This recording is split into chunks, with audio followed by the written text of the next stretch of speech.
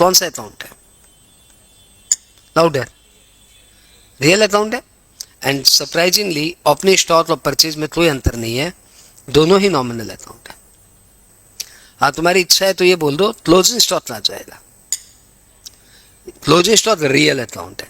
Surprisingly नहीं, surprisingly ये account सा कौन सा जादू है कि आप बोल रहे हो कि ओपनिंग स्टॉक ट्रेडिंग अकाउंट है, क्लोजिंग स्टॉक रियल अकाउंट है और ये बैलेंस शीट में जाएगा। तो तुम्हारे मन में आना चाहिए। देखो, तुम तो नॉडिंग करके खुश हो, मैं ऐसा स्टूडेंट भी नहीं हूं, ऐसा टीचर तो मैं रखती नहीं हूं, मैं ऐसा स्टूडेंट भी नहीं हूं कि आप मेरे सामने ऐसे कुछ भी बोल देंगे मैं सुन लूंगा। मैं बोलूंगा 1 मिनट, ओपनिंग स्टॉक और क्लोजिंग स्टॉक में क्या अंतर है? क्या बेवकूफ क्या बना रहा है, दोनों तो स्टॉक है। ये 31 मार्च से 1 अप्रैल का है। हाँ, जो बच गया वो क्लोजिंग स्टॉक है, तो वो अगले साल ओपनिंग स्टॉक है। तो ये तुम्हारा रियल अकाउंट, ये तुम्हारा नॉमिनल अकाउंट है कि होच्छे की रेट इतने लाउडर नहीं। बैलेंस शीट में तो इसलिए आता है क्योंकि वो रियल अकाउंट है। प्रश्न है कि रियल अकाउंट क्यों है? तो इसके लिए तुम्हें अकाउंट की गहराइयों में जाना पड़ेगा। आओ गहराइयों में चले। कभी गया अकाउंट की गहराइयों में? अरे कभी तो लेते जाए तब तो जाएगा बच्चा। सोच, अभी मैं फर्स्ट सेमेस्टर के इससे मोगे मोगे बच्चा है, हा, जिनको वही परचेज कौन सा अकाउंट है नहीं पता, उनको इन सब गहराइयों में ले जा रहा हूं। बहुत मेहनत हो रही है, बट ठीक है, मेहनत करेंगे बच्चों के साथ। तो पहले तुम ये बताओ कि एक्सपेंडिचर 2 तरह के होते हैं, एक कैपिटल एक्सपेंडिचर और एक रेवेन्यू एक्सपेंडिचर।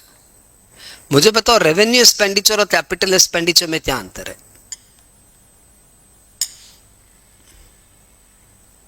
अरे बताओ कैपिटल एक्सपेंडिचर और रेवेन्यू एक्सपेंडिचर में क्या अंतर है? अच्छा, कोई बात नहीं। रेवेन्यू एक्सपेंडिचर उसे कहते हैं जो हमें इस साल बेनिफिट देगा, बस। और कैपिटल एक्सपेंडिचर उसे कहते हैं जो हमें 1 से ज्यादा साल बेनिफिट देगा।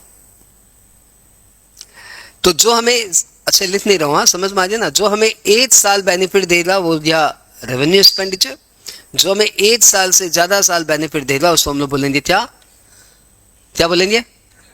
जो से बोलना पड़ेगा भाई, इतलौती डिमांड, इतनी गहराई में ले जाऊंगा तुम सांस भी नहीं लोगे तो डूब जाओगे। तो ये क्या है? अरे क्या है? जो हमें 1 साल से ज्यादा बेनिफिट देगा, कैपिटल एक्सपेंडिचर। तो जैसे आपने एडवर्टीजमेंट किया तो हमें लगता है एडवर्टीजमेंट तो यार बस 80 साल बेनिफिट देगा, लेकिन यदि हमने कोई मशीनरी खरीदी है तो हम लोग बोलते हैं नहीं यार ये तो 2 साल बेनिफिट देगा। जैसे मैंने स्टाफ को सैलरी दी तो ये सैलरी तो यार इस साल, पैसे तो इस साल काम करेगा, लेकिन यदि मैंने कोई फर्नीचर खरीदा है तो वो तो भैया सालों साल काम करेगा। ये दोनों ही एक्सपेंडिचर है, दोनों में मेरे पैसे जा रहे हैं, लेकिन ये मेरा रेवेन्यू एक्सपेंडिचर है क्योंकि 1 साल ही बेनिफिट देगा, और ये मेरा कैपिटल एक्सपेंडिचर है क्योंकि 1 साल से ज्यादा बेनिफिट देगा। सिंस ये मुझे 1 साल ही बेनिफिट देगा इसलिए हम लोग इसको बोलते हैं क्या? Nominal account. और सिंस ये मुझे 1 से ज्यादा साल बेनिफिट देगा तो हम लोग इसको क्या बोलते हैं? Real account. और तुम्हारी भाषा में ये हो जाता है एक्सपेंस और तुम्हारी भाषा में ये हो जाती है एसेट। ये बात समझ में आई क्या? लेकिन अपना ओरिजिनल मुद्दा भी ये चल रहा है, क्लोजिंग स्टॉक ओपनिंग स्टॉक वाला। अच्छा पहले बताओ यहां तक क्लियर क्या? यहां तक क्लियर? ये क्लास में खादीजा तो भी देने वाला हूं, ठीक है? अब परचेज कौन सा एक्सपेंडिचर है पहले बताओ, रेवेन्यू एक्सपेंडिचर या कैपिटल एक्सपेंडिचर?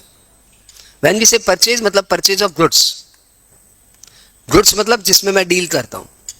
तो बताओ जब मैंने परचेज किया तो आपको क्या लगता है, ये रियल एक्सपेंडिचर, ये कैपिटल एक्सपेंडिचर है कि revenue expenditure?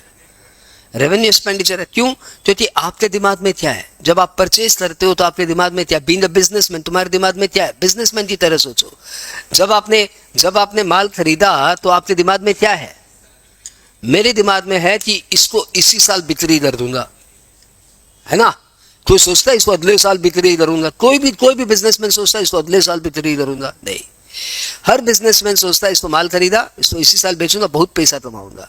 And that is Y ये मुझे लगता है मुझे 1 साल बेनिफिट देगा, और मैं इसको रेवेन्यू एक्सपेंडिचर मानता हूं, और मैं परचेज को लेता हूं, it is a nominal account. ये बात समझ में आई?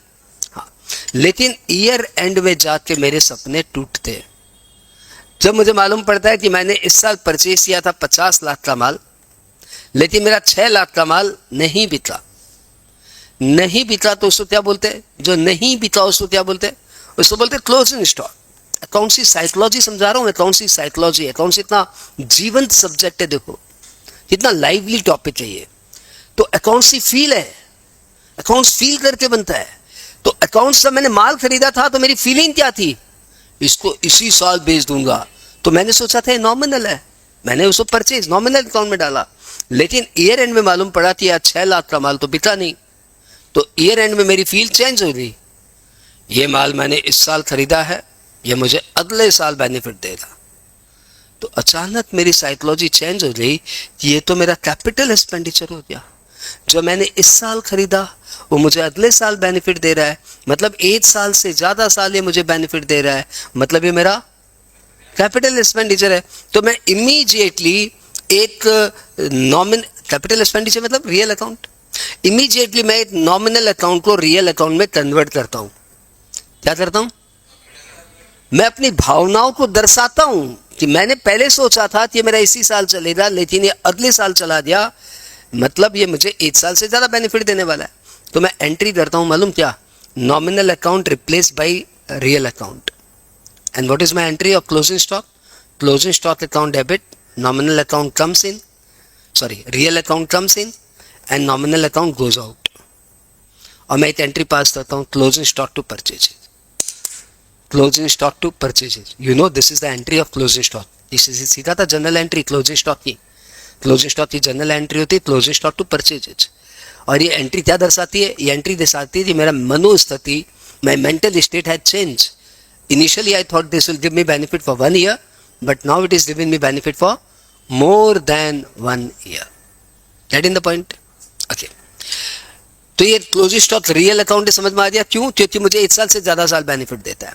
31 मार्च के दिन मेरी मनोस्थिति है कि ये जो माल यहाँ पड़े हुए ना, ये जो माल यहाँ पड़े हुए है, ये जो मेरा माल पड़ा हुआ है, ये मुझे 1 साल से ज्यादा बेनिफिट देंगे।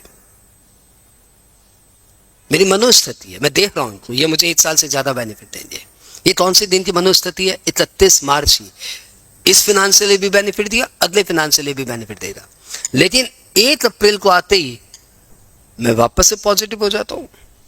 मैं बोलता हूं ये सब मुझे इसी साल बेनिफिट देंगे, ये सब मुझे इसी साल बेनिफिट देंगे, ये सब मैं वापस से सजा देता हूं, ये सब मुझे इसी साल बेनिफिट देंगे, ये सब मुझे इसी साल बेनिफिट देंगे, ये सब मुझे इसी साल बेनिफिट देंगे। मैं वापस से इस रियल अकाउंट को नॉमिनल अकाउंट में कन्वर्ट करता हूं। And then I pass the entry opening stock account debit to closing stock.